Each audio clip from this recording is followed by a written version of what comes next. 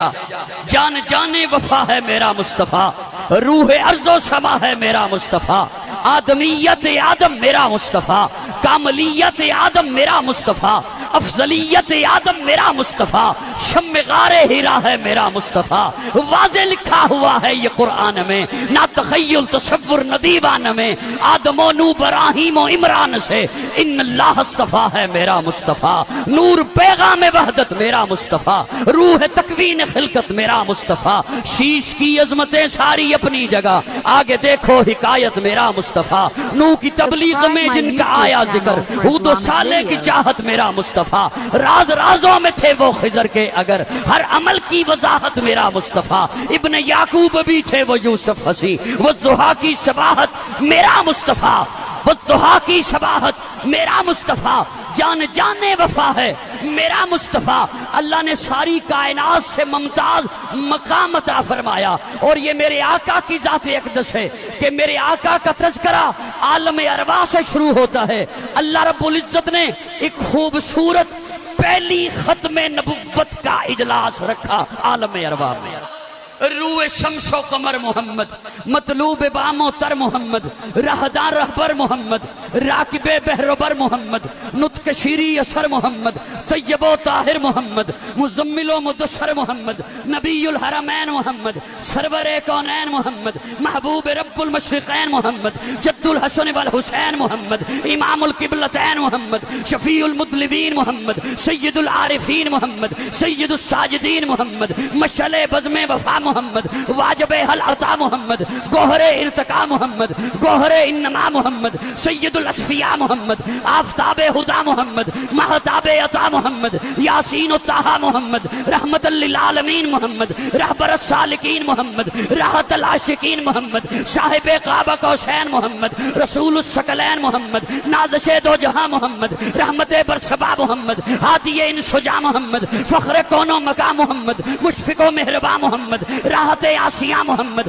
سید و سردار محمد، قافلہ سالار محمد، مصدر انوار محمد، نور انوار محمد، حبیب کردگار محمد، مقصد کائنات محمد، مرکز کائنات محمد، ہادی کائنات محمد، روح کائنات محمد، طبیب کائنات محمد، حسن کائنات محمد، رونق کائنات محمد، بہار کائنات محمد، فخر موجودات محمد، جمیع الحسنات محمد، جامع البرکات محمد، خیر الانام محمد، سید العرب والعجم محمد، جمیل الشیام محمد، تاجدار حرم محمد، چراغ حرم محمد، عادل عدیل محمد، دعائے خلیل محمد، لطف رب جلیل محمد، صادق و امی محمد، خیر الورا محمد، بدر الدجا محمد، شمس الضحیٰ محمد، احمد مجتبی محمد،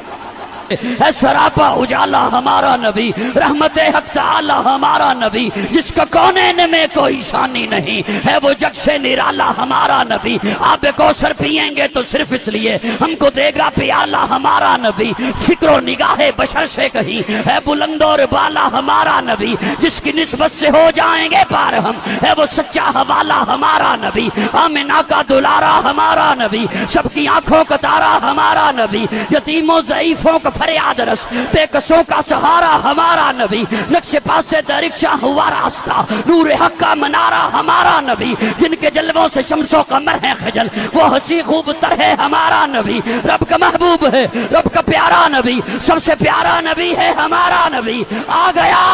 آ گیا آ گیا جو حلیمہ کی آغوش میں، آمنہ کا دلارا ہمارا نبی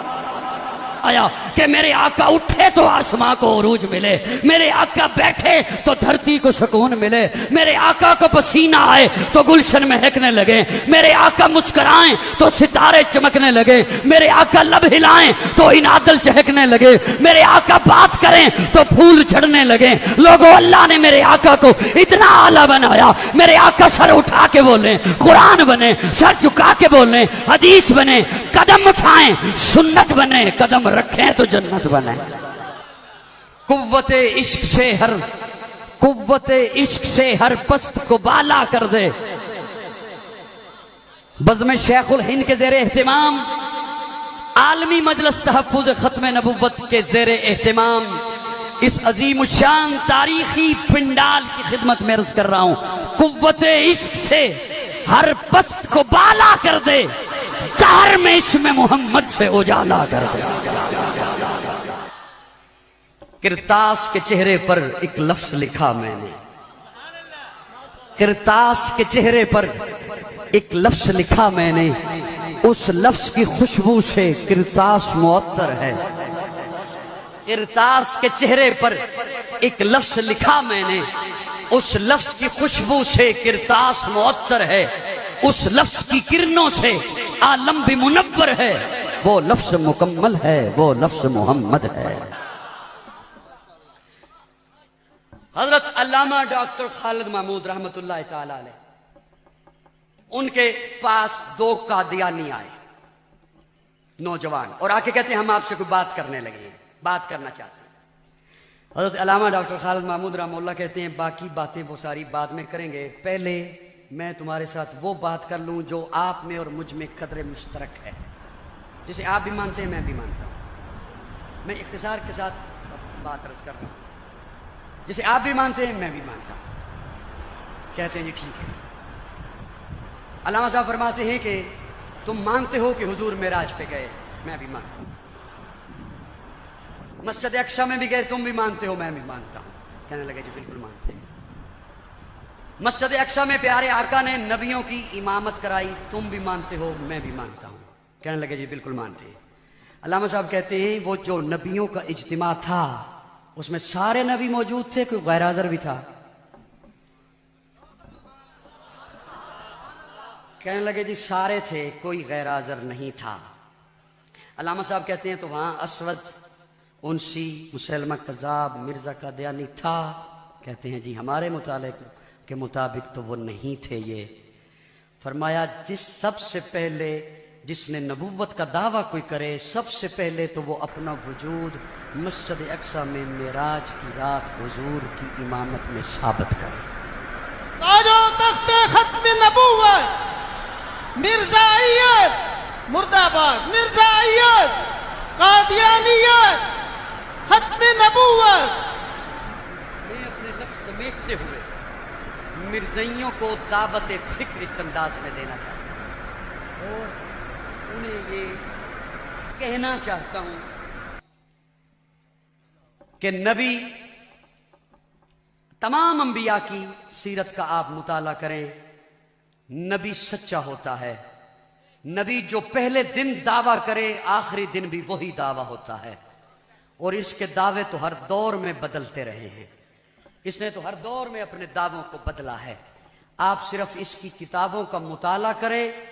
آپ مرزائیت چھوڑنے پہ خود مجبور ہو جائیں گے، جس قدر اس نے بکواس لکھا ہے۔ اور ہمارے اکابر نے جتنی محنتوں کے ساتھ ہم تک باتیں، یہ آج جو گلشن آباد ہے بزم شیخ الہند کے زیر اہتمام، یہ جو آج گلشن آباد ہے عالمی مجلس تحفظ ختم نبوت کے زیر اہتمام، اس کے پیچھے ہمارے اکابر کی محنتیں ہیں، ہمارے اکابر کی جد و جہد ہے۔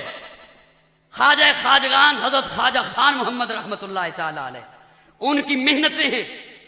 اور ہم وہ باتیں نہیں بھولے ہیں کہ جب حضرت علامہ مولانا غلام غوث ہداروی اپنے گھر میں بیٹے کو دوا پلا رہے تھے، بیٹا بیمار تھا، تو دروازے پر دستک ہوئی اور ایک صاحب نے آ کر کہا کہ بالا کوٹ کے فلاں علاقے میں قادیانی مبلغ گھس آیا ہے، لوگوں کے ایمان خراب کر رہا ہے، گمراہ کر رہا ہے۔ حضرت علامہ ہزاروی وہ جو دوائی پلا رہے تھے اس دوائی کو وہیں چھوڑا اور چل پڑے۔ اہلیہ کہتی ہے کہاں جا رہے ہیں؟ بیٹا موت و حیات کی کشمکش میں ہے۔ فرمایا ایک ضروری کام کے لیے جا رہا ہوں۔ اپنی کتابیں اٹھائیں، بیگ تیار کیا، بس پہ بیٹھنے لگے، پاؤں بس پہ رکھا، ایک صاحب دوڑتا ہوا آیا اور آ کے کہتا ہے حضرت بیٹا فوت ہو گیا ہے۔ فرمایا انا للہ و انا الیہ راجعون، دفن کفن کا انتظام کر دو، نماز جنازہ فرض کفایہ ہے، ناموس رسالت کا پہرا دینا فرض عین ہے۔ یہ اکابر کی محنتیں ہیں۔ اور سن 74 کی تاریخ میں، کوشش کروں گا کہ یہ بات آخری ہو، سن 74 کی تاریخ میں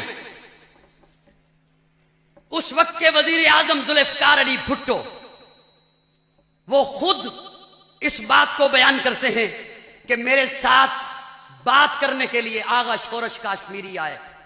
4 گھنٹے ختم نبوت پہ میرے ساتھ بات کرتے رہے، اور یہ بات کرنے کے بعد اچانک سے شورش کاشمیری اٹھے اور میرے پاؤں پہ آ کے ہاتھ رکھ دیے. میں حیران رہ گیا کہ شورش جیسا شجاع، شورش جیسا دلیر آدمی پاؤں پہ ہاتھ رکھ کے بیٹھا ہے. میں نے جلدی سے آغا شورش کاشمیری کو اٹھایا، سینے سے لگایا. شورش نے میرے وجود سے ہٹ کر سلام لیا، پیچھے ہو کے بیٹھ کر کہا، بھٹو صاحب ہم جیسی بھی کوئی ذلیل قوم دنیا میں ہوگی.